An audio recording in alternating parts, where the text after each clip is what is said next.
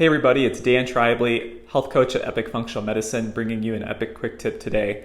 And just want to talk about with cooking and preparing food to consider what specifically are the biggest challenges for you. A lot of times we can be very general and say, just cooking in general I just don't like, and therefore cooking is just a challenge. Or, I don't have quite the time to do certain kinds of meal prep. Things like that. Or once you get very, very, very specific, and then once you get very specific on here are the exact challenges or things that provide the most resistance to me with being consistent or more successful in, better, more cooking and preparing food and healthier food instead of, quick alternatives that might be less healthy.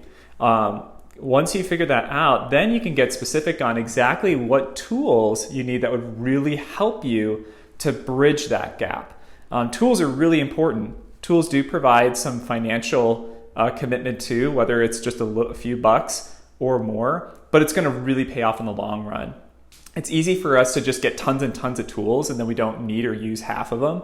And so when you get really specific and then hey, I know what need this tool or this gadget for the kitchen's going to bring for me, it becomes more exciting and purposeful using that tool, and it's also going to actually help you in what you really need. So I'll give you an example. In my own life, I find that one of the big challenges for me with thinking, this meal's going to take a while to cook, or that just seems like a lot of work and I don't know, and I don't want to do that, is cooking, preparing meat.